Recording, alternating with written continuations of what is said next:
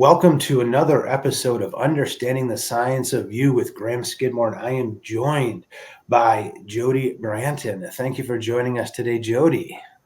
Hi, thanks for having me.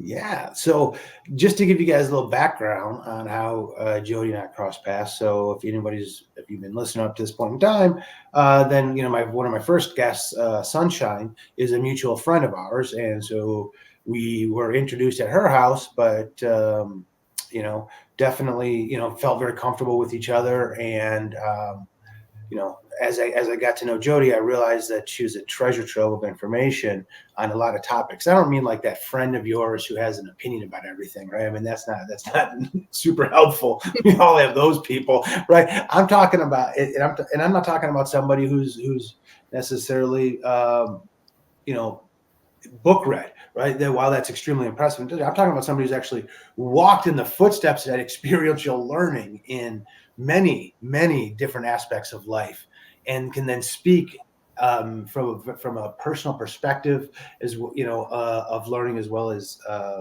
learning from books on so many topics. And it's always fascinated me, just the depth of her knowledge. And as we just talking about, right, we just run a campfire at Sunshine's on Saturday, and right, and we started talking about something randomly, and then you just also then rattled off like two or three things that were totally synergies with something I need to work on in your knowledge. And just again was another example of your vast experience and knowledge. So um, that's me kind of just painting a very broad brush. So why don't you, since I've already set this up, and you have to kind of toot your own horn now a little bit, right, based on the way that I've laid this out. So so Yeah, please definitely. so please toot your horn a little bit. Tell the listeners some of the great things you've accomplished academically, some of the different jobs that you've had, shoes you've had a chance to walk in, to kind of to better put some meat on the bone,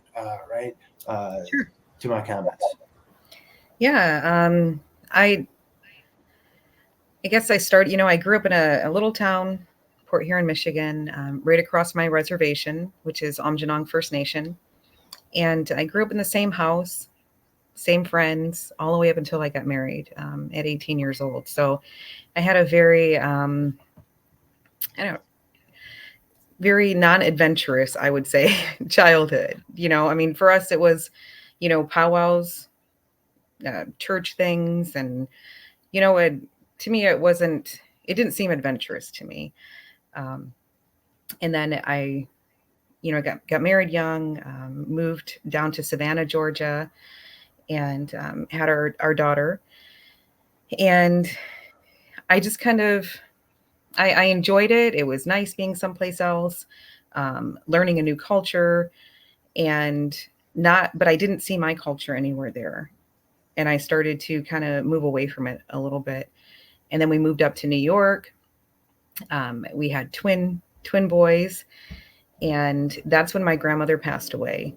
And this was in 1999 when she passed away, and they were born in 2000.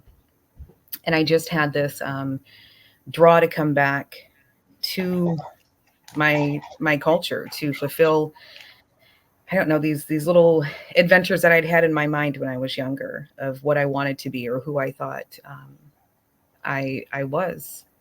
And it wasn't uh, a mom and a stay-at-home mom and a wife. It was, to go out and to have knowledge, to share that knowledge. And I had gotten away from my culture, basically, for about 8 or 9 years, and moved back to Michigan, and decided to just completely change my life and go to college. And I went to University of Michigan, studied American culture, with the intent of maybe going to law school, being a lobbyist for Native rights, all these different ideas that I had of what I wanted to do. And in studying American culture, I realized that it wasn't just my history that was inaccurate. It was so many other histories, Japanese American history, African American history. Um, and I was like, how can I fix this? Studying how America came to be, what Americans are, our culture, as America, really made me think so much more about my ancestors, what they would have lived through just for me to be here. And to not have that connection to my culture was just something missing from my life. And I joined the student organization there. It's called NASA, which is Native American Student Association, which I still volunteer and help at the powwow that they have every year in Ann Arbor. And it just kind of rekindled that fire. And from there, I went ahead and got accepted into a teaching program, which took me out to Compton, California, and then to Las Vegas, where I did my master's in education. And I wanted to change the curriculum from the inside, I guess. And once I did get my degree in curriculum and development, I just realized that this is such a bigger issue than that. The curriculum gets changed every 10 years. It's very hard to get things added, corrected, those sort of things. So I was like, okay, I felt very defeated. I really didn't enjoy teaching in the classroom setting as much as I thought I would, and moved back home to Michigan, reconnecting again with those roots. I started teaching at the local community college, was really involved with the diversity and inclusion group there, brought a powwow to the community college and Native American Day, those sort of things that I thought would be helping in a way. And I found that it was more just like a one and done type thing. There wasn't a continual, I didn't think there was an audience for continual learning. And as I grew in my career and traveled, I realized that there was a lot of people out there that are wanting this cultural knowledge and also wanting to return to maybe their own cultural traditions or knowledge and not knowing how to do that. So just by chance, my ex-husband ended up getting a job in Washington, D.C., and I went to go visit, and I went to the American Indian Museum, the Smithsonian American Indian Museum, and it just felt, I was drawn there for some reason, like this was supposed to be the next step in my journey. I don't know why. I'd never been there before, anything like that. I just really felt that. And I applied for a job, and I wasn't initially selected through the vetting process, I guess, that the computer does. And when I got the email saying that I wasn't selected, I emailed them back and I was like, what do you mean I wasn't selected? Did you look at my resume? Did you look at my history and my experience? And I got an email back from the museum, and they brought me in for an interview and ended up getting the position there in the education department of being a cultural interpreter.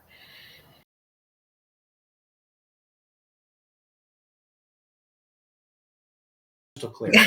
At the Smithsonian National Museum of the American Indian in Washington, D.C.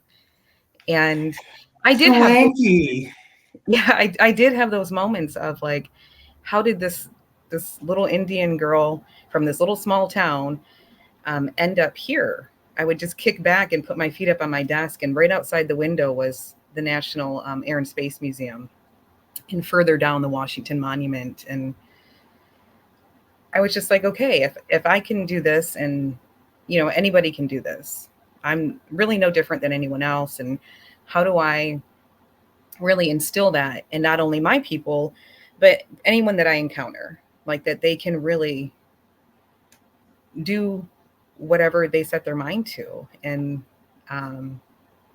my time there wasn't as long as maybe I don't know. It just didn't feel like I was meant to be there very long. I felt that way throughout my life in many places. I meant to kind of go in, get what I need, share what I need, and then move on to the next step. And that does kind of tie in with my Ojibwa name, which was given to me by my grandmother. I was about 4 years old in a naming ceremony, and that is Bimskanoden, which means little whirlwind. So I I feel like I truly embody that in so many ways. Like I lived in 12 different cities, just kind of picking up and moving, and um, yeah, I never stayed any place too long. And then I decided it was time to come back home again. And my grandfather was sick at this time, and now he had passed away. So both of my true connection to my culture that I didn't appreciate as much as I should have were now gone. Unfortunately, my mother was born in 1950. That wasn't a time that it was cool to be Native. Um, so she never had regalia. She didn't dance in powwows. The traditions and culture weren't passed down to her. It was almost this whole generation um, that didn't receive this knowledge. And in actuality, it wasn't even legal to have Native American religious ceremonies or powwows or that until the late 1970s. I think it was 1978, and then the early 80s when laws started to change, and it was kind of, I guess, cool to be Native and cool to be Indian. And my grandmother was very much involved in that movement of bringing back the culture to everybody, and was she founded one of the groups in the Blue Water area and brought the Indian education program there. And we were all together growing up, learning Anishinaabe culture, which is this area. Anishinaabe means First Peoples, and the Anishinaabe people are from the Great Lakes region. So that includes the Ojibwa, which is the same as Chippewa, Ottawa, which is Odawa, and then Potawatomi.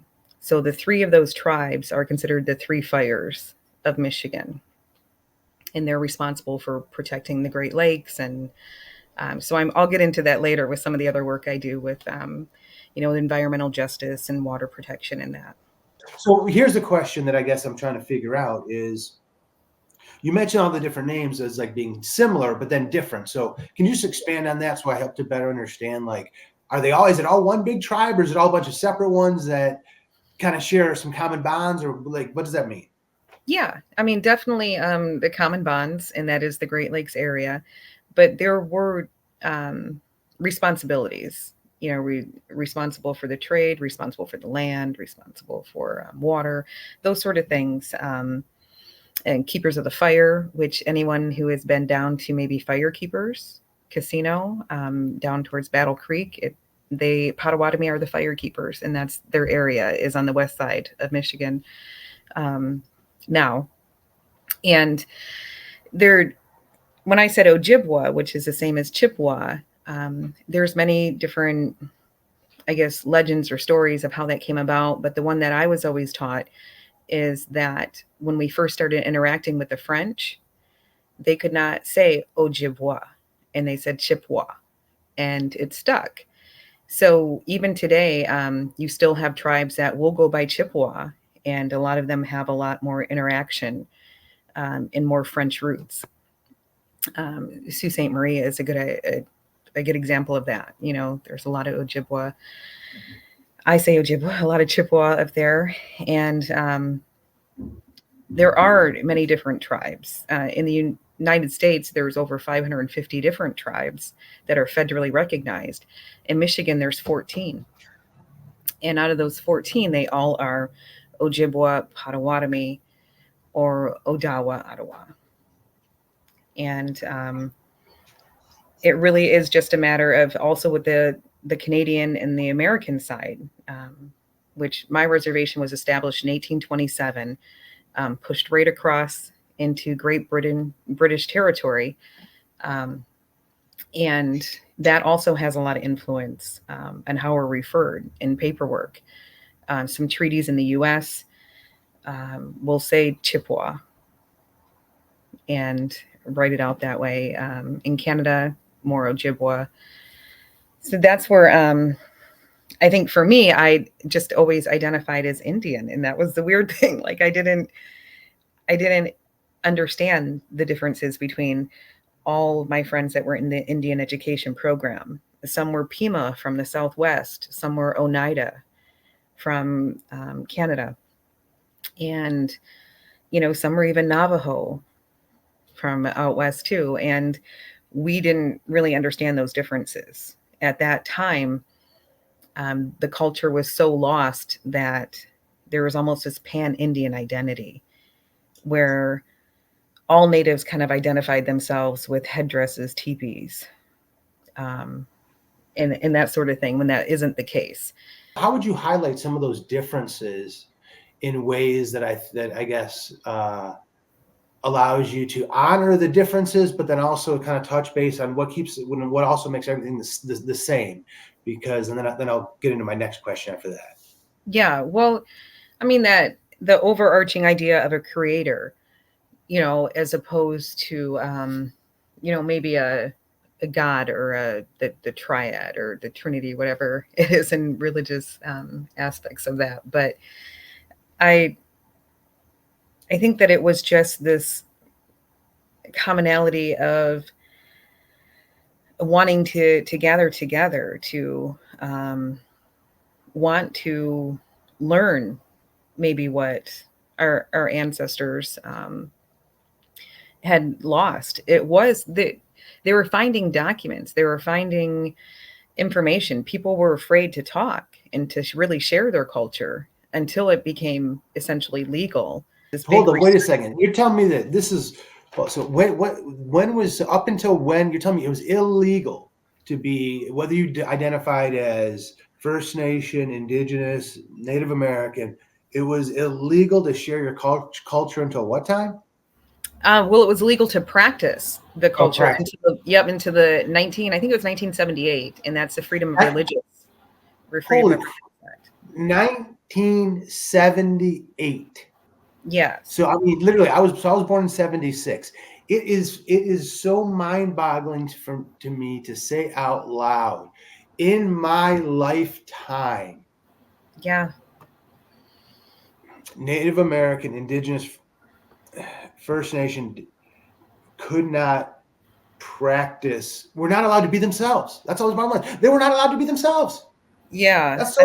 That is so twisted on so many levels. I'm sorry. Like I get worked up, and it makes me really sad. Well, not to mention, there's so much wisdom that's been lost to because think of this as well. Until 1978. I mean, I was born in 1977, so it's actually in my lifetime too. And what it actually says is the American Indian Religious Freedom Act of 1978 protects the rights of Native Americans to exercise their traditional religions by ensuring access to sites, use, possession of sacred objects, and the freedom to worship through ceremonial and traditional rites. So that's what was essentially given back to us. Some tribes had... I'm sorry, legalized oppression. Unfucking believable. Yeah, I mean, because it was... I mean, they did have gatherings, powwows, that sort of thing. I mean, but it was... I mean, you have to think their idea of natives was a Wild West, the Buffalo Bill show. I mean, that sort of thing. And natives as being savage and wild. And it didn't... The 60s came along, and then there was this kind of movement for natives, the American Indian movement. They took over Alcatraz in the late 1960s, and they were there for years. A lot of movie stars started to jump on that, and even Marlon Brando with having Sacheen Littlefeather accept his Oscar for him and say that he didn't want that because of the way that natives were portrayed in the Hollywood film industry and that sort of thing. So there's been small little pieces of things that people have kind of known, but it's been this like I said, pan-Indian identity, whereas nobody had access to their exact information from their tribe. Like it wasn't okay to pass that information down. Elders were quiet as a result, a lot of times, of residential schools, which is a whole nother topic that, went from the 1800s all the way up until the 1980s when the last one was closed in the US. And that's when Native children were taken and put into these schools to teach them skills, to civilize them. And a lot of things happened, a lot of trauma, a lot of loss of culture happened in these schools. So you have to think you're trying to rebuild something that truly was just taken. And some places were never able to get that back because they're so far removed from their ancestral land that they're not able to grow the same kind of medicines their ancestors grew. They're not able to, practice the same ceremonies because they're no longer in their sacred sites anymore. And some of those have been destroyed. Some of them have been given back. A lot of people look at Mount Rushmore as a big U.S. symbol, but it actually destroyed some of the sacred mountains for some of the Lakota Sioux people. So there's a lot of things that you just can't go back on, and we had to move forward in a way that would be able to be ready for the next generations. Ancestors always said to look ahead 7 generations to ensure that the land that you walk on, the air that you breathe, the water that you drink is going to be sustainable for 7 generations. And it almost didn't happen. That's odd that, that 1980s type era really is the coming of that 7th generation. And, I've always felt that a lot of people I've encountered, a lot of Native people I encountered my age, I've always felt that push and that drive to bring this to everybody. So it is, it was a prophecy, that 7th generation, after colonization and that, and that's who they looked for to make sure that we would be prepared. So before and believe me, I could go down. We could do so many episodes on the wisdom lost and the injustices and beauty and the beauty that's been lost over time. But so let's. I want to kind of bring it back to you use the term, my people, and so that's a term that I'm trying to figure out how to use for myself. I'm just going to also be very transparent with the nature of my question, and it obviously ties into to our topic. But too, when you say my people, who do you consider my people? Would be the first part, and then the second part is, do those people have to consider you their people for you to call them my people? Like, how does that all work for you? And being a part of like one tribe, yeah. I mean, I consider it, my ancestors, my lineage, my history. Those are my people, and just like with anybody else, you kind of create your own people in a way too, like people that are going to understand certain things, are going to not judge you, look at you for really who you are, and just want to share and be part of that. So I think you can apply my people to whoever you'd like, your ancestors, the people around you. But like for me in particular, it is my ancestors, and it's also all Native people, because there is this, getting back to that differences and similarities, there is that underlying connectiveness to the Creator, into wanting to, save Mother Earth and to ensure that she's here for the 7th generation from us. Yeah. And that's where a lot of, there is a lot of water protection. This last weekend, there was a big event up in, Mackinac, St. Ignace area, and just to bring awareness to the protecting of the water. And I think a lot of people are starting to step up and realize, like, we get one Earth, we get one chance. We're destroying it, and that's something that isn't just for Native people. That's for everybody. That's for everybody to come together and to save this planet that we live on. And that's why I also think it's so important for me to share my culture and to share my teachings. Those teachings that I've talked about before with the love, respect, wisdom, truth, honesty, humility, and bravery. You embody those things, and we can all come together. And imagine if people followed that, what an amazing world it would be. It's not easy, but they are very simple things. And that's why and they're hard to disagree with.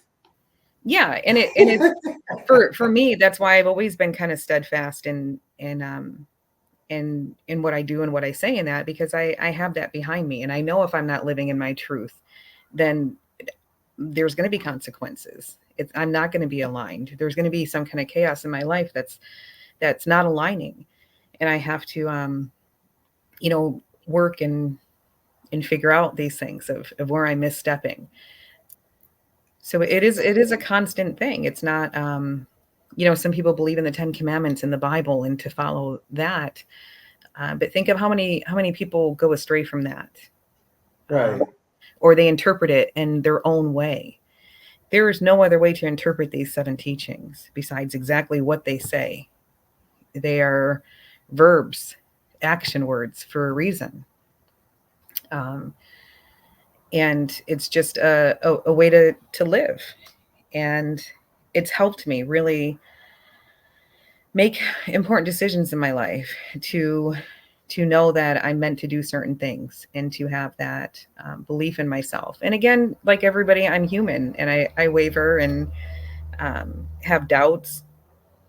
And then I meet people like you or like Sunshine or other people that are like, yes, I get this. I understand this. I understand you. And it's okay to have these little blips along the path. It's perfectly fine, because at the end of the day, you have that energy and that essence about you that I don't know. Even though I mean, that's where you can create your people, I guess, when it comes down to it, is that energy and that vibe and everything you just get from people. And I think that's that connectiveness of nativeness as well, is Native people can spot each other, and we get that little vibe from each other.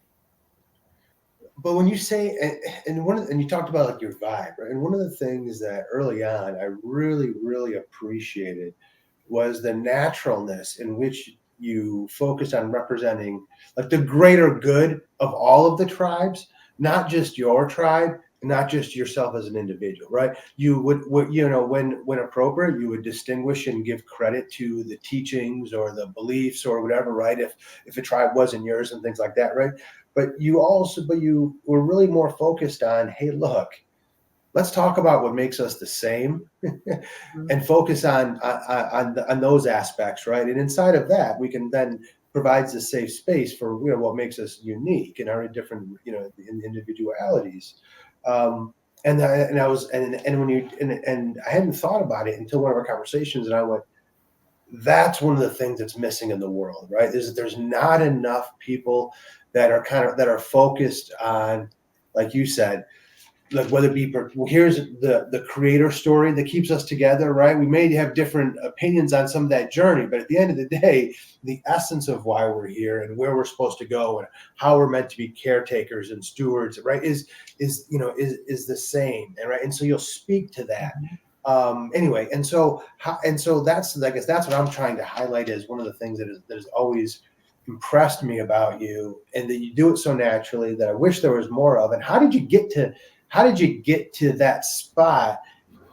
Because as opposed to focusing strictly on your tribe, which, by the way, I'm not saying there's anything wrong with that. All things are needed, right? I mean, that's to reclaim. There needs to be people who reclaim their individual selves, people that reclaim it at the tribal level, and then people that reclaim it at the collective level, right? So I want to be clear that everybody. I want to see everybody reclaim it. But anyway, how did you yourself decide that that's the spot where you feel comfortable, is kind of representing the collective? I mean, I think because it's who I am. I'm not just Ojibwa. I have other parts of me. I am a true product of assimilation. I have to be comfortable and love all parts of me, colonized and colonizer. I think more people need to be real and honest about themselves and their truths of where they come from, who they are. And it's okay to be more than one thing. It's okay to be this mixture of things. And some people might latch onto one part and just run with it. I've always looked at all the different facets and tried to find the commonalities among myself, my own background. And I guess it just didn't, I don't know, it didn't bother me to not be, full-blooded Native. On the Native side, they looked at me as, the cousin from the US. But on the US side, I was, the Indian kid in class. I was a little Indian girl whose parents or grandparents came and taught about the culture. They would come into different schools and set up a table and educate people. And everyone always knew that, I was Indian girl. Even now, I still have people I went to high school with on Facebook that will message me. Oh, I saw this thing and it made me think of you. Remember when your grandmother came into my classroom when we were in second grade? So, I mean, it stuck with a lot of people, and it made me think, like, if people are still connecting that long ago, this is something I need to do. And this is something that I can do that my grandparents started, 40 years ago, more than 40 years ago, but with my education and that 40 years ago. So that really gave me the encouragement and to know that there is this need for people to want to learn about not only my culture, but different cultures. And I don't ever think that mine is better than anybody else's. For this area, yes, we're just more knowledgeable because this for us was Turtle Island. And my grandparents said, my grandma always said, we've been here for over 12,000 years. This is where our people are from. And I never thought that DNA could prove that sort of thing, but my DNA did. It traced my mom's haplogroup, which is the Native side, to Sault Ste. Marie 12,500 years ago. And so I don't have to ever feel like I need to,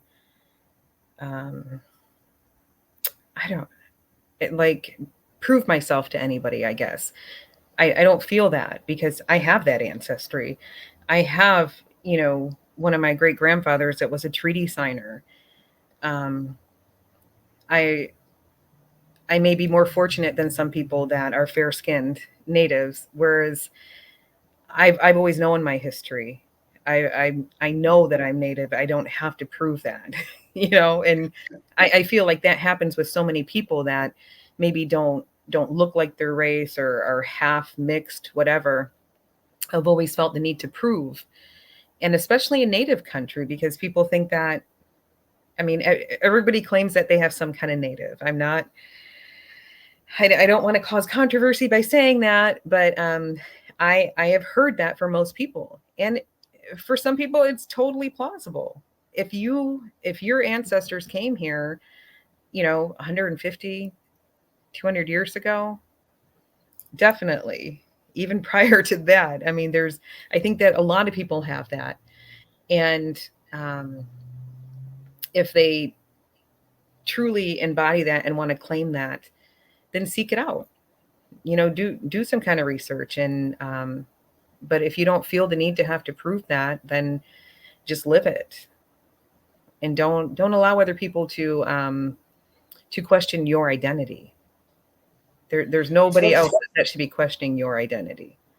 So speaking of questioning your identity and anybody questioning, right? That's another important thing, especially like in the spiritual community. It's really easy for people to be either asked or it happens on, as a byproduct of something where a cause or a belief or a philosophy becomes an individual's identity, right?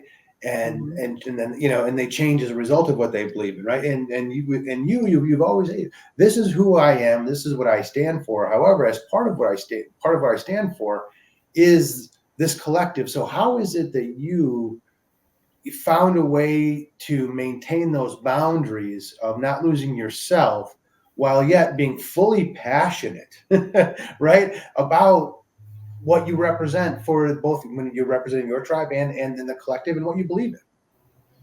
Yeah, I mean, I think my children probably disagree, because when I get into something, I just go into it. Like I'm hard at it for 2 or 3 months, and I'm like, oh, okay, I'm good with that. So I do that quite a bit, but if I truly want to know something and I want to share it with other people, then I need to understand it fully. And the best way to do that is to get many different opinions and many different sources. And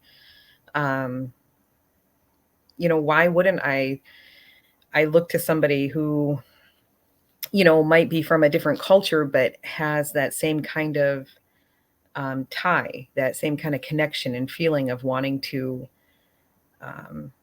educate other people about it. I've met with a lot of African American scholars, a lot of Asian American scholars, a lot of different ethnicities. And that's what they've always said, is they really want to teach their culture from their perspective, but also connect it with, so it's relatable to other people, so people can understand it and identify with it.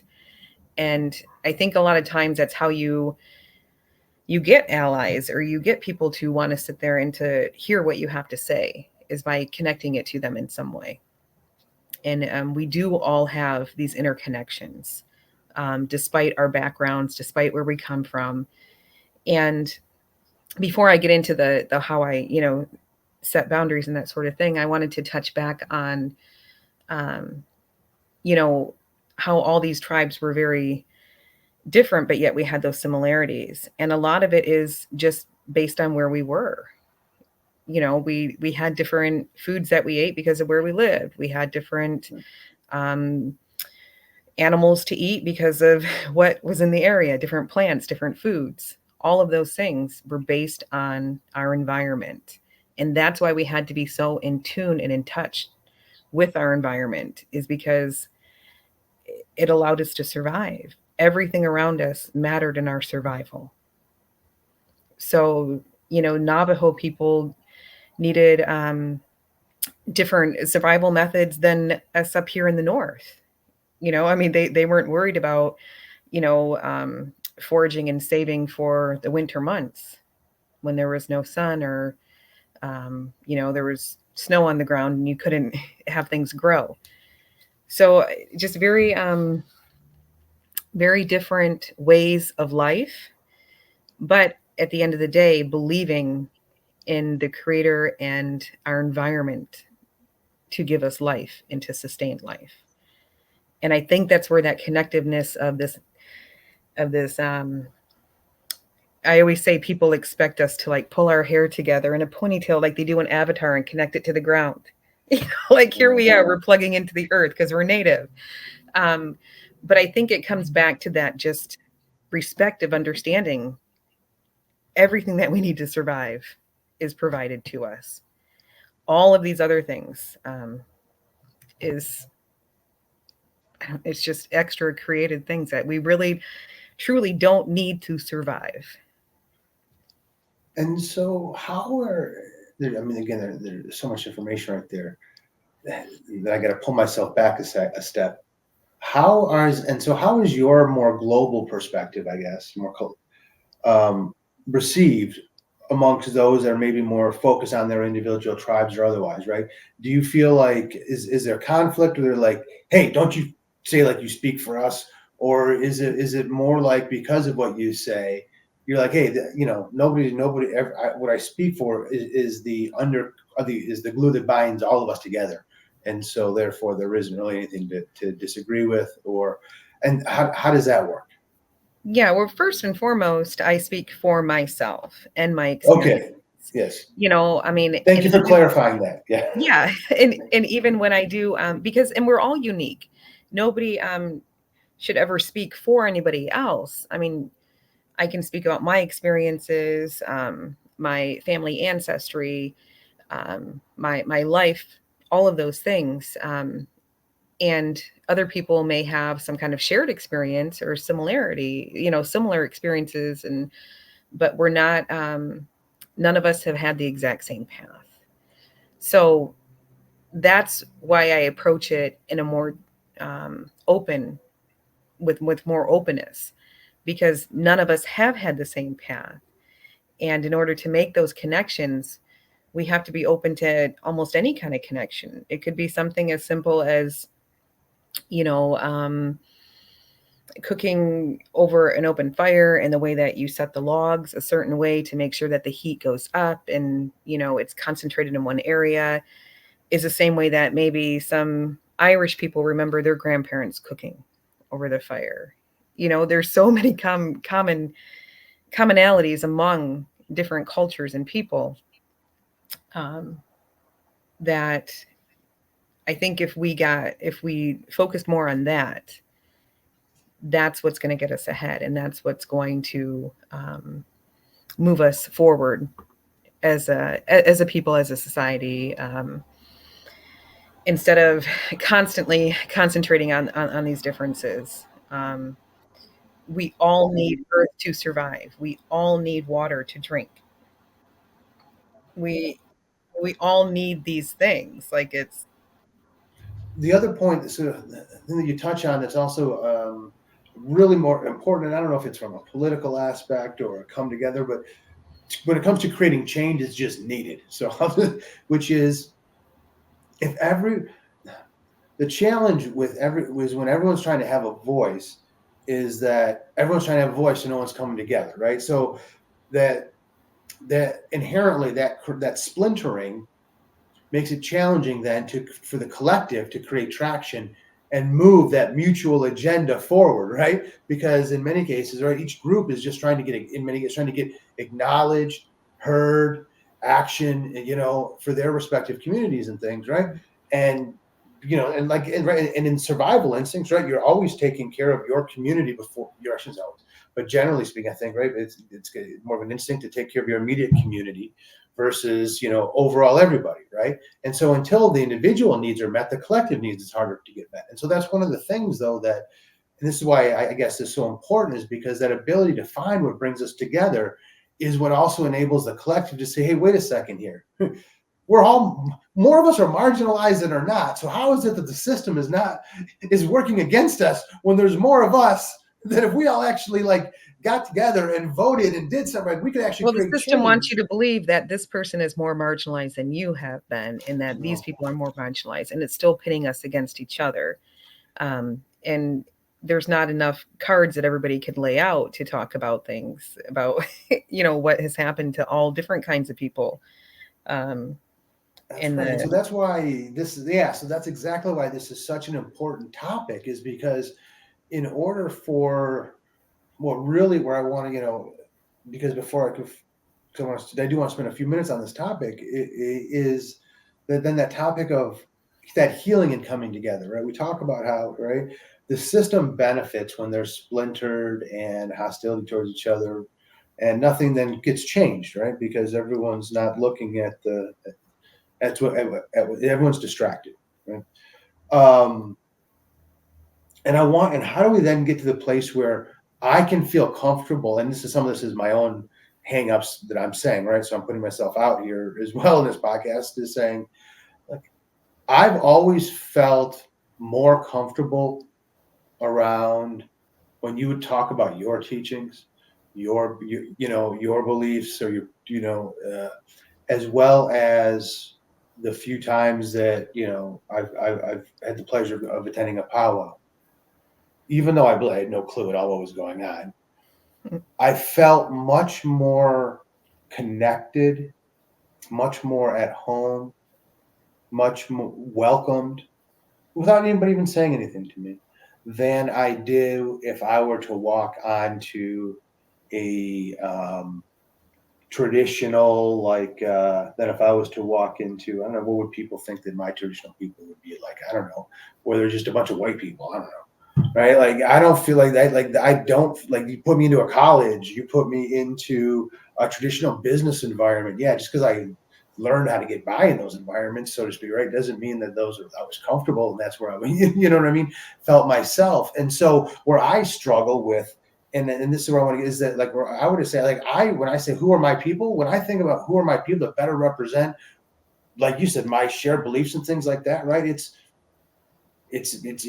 more of the Native Americans and First Nation and indigenous tribes, not just here, but throughout, right? Eastern and Western cultures, right? There's so many similarities, like, you know, in their connectivity to Earth and things like that. But yet, I feel like, oh my God, I would never say my people, referring to in the same way that you referred to your people, right? In terms of, you know, in those communities, I'm like, yeah, that's the fastest way for me to never get invited back or to not make any new friends, right?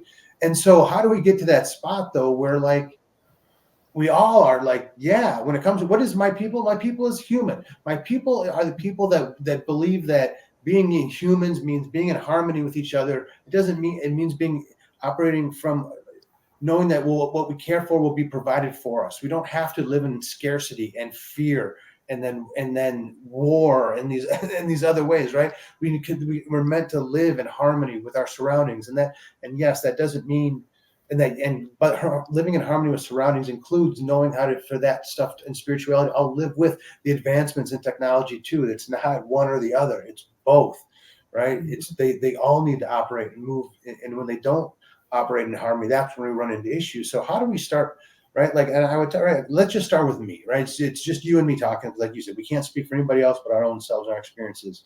And so how do I get to a spot where I feel comfortable and where it's safe for me to refer to, like when you to say, yeah, those are my people too. Yeah, well, to appreciate it and to not appropriate, to know, like for me, like I can appreciate rap music.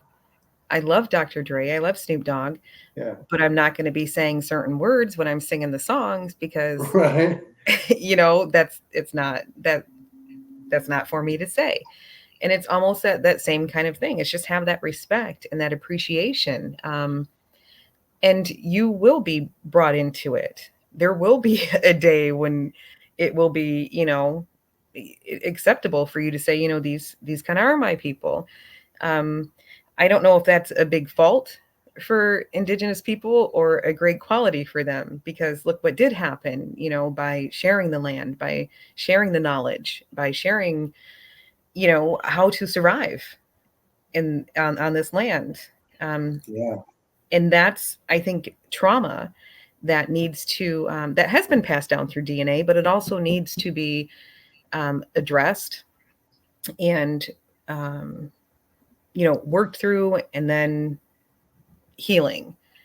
And that comes through that bridge, that connection to people. And I've always felt like, for some reason, because I am both sides, that I am kind of that bridge for a lot of things, because I can see it from both sides, and because I embody both, you know, my Indigenous and my non-native side, the white side, the French English side's me, you know. And the American side and the Canadian side, which I think Yeah, is really important. I think it's right, being able to understand things from a totally different country and cultural perspectives. yeah. In addition to, I guess that's like 10, like 4 separate cultures, right? That you talk, Mhm. and so, which is, I mean, that's to me. I think that's so amazing and fascinating to be able to have firsthand experience when you think, well, what would this work or would that work, right? And recognizing, you know, having all of this wealth of knowledge to pull from. I don't know. But that's Um, embodying that those teachings, being yeah, that honesty and that truth of knowing you can go to this powwow, you can appreciate it, you can feel the heartbeat of Mother Earth, and you can be moved by it, and you can feel sadness for what you know, what has happened to Native people. Um, but understanding that, you know, in this lifetime or in this current whatever, that's not you, that's not your um, that's not your trauma, essentially, to heal from. It's maybe trauma that your ancestors maybe helped, my ancestors helped inflict, and so we all are a part of that healing, I feel. yeah. And I think so many times I've heard, because I wanted to partner up with different different groups, different minorities, and there was this one group I wanted to partner up with in Detroit, and I remember them saying flat out to me, "Your people got reparations, and our people never did." And I'm like, "What? Wait, what do you mean? How did we get reparations? Like, how did my ancestors get that? By residential school where they were abused, beaten, couldn't speak their language? Like, where are you getting this from?" And they're like, "Well, you got land and you have casinos and you get free college, you get all these things." And I'm like, well, in some cases that's true for some tribes, yeah, but not for every tribe. And I really had to look at from that different perspective of like, wow, that's why they're looking at the differences between us instead of the similarities. And this is a group that isn't ready. They're not healed from, they're not wanting to work on the trauma. They're stuck there, and it's not a group that I can work with. And that's where I think for myself of setting those boundaries and always being true to myself. Like, I'm not going to force people to heal from trauma to come together until they're ready. All I can do is share the knowledge and hope that they, can take what they need out of it to move forward and to heal whatever they got going on, so that they can see these similarities better. And I think Native people have always been accepting and innovative when it comes to things. And we realize we can never go back. This land can never go back to the way it was before colonization. That concludes the end of part 1 of my conversation with Jodi, and I hope you have enjoyed it as much as I have, and that you'll be joining us next week when we dig a little bit deeper and wrap up our conversation. See you then.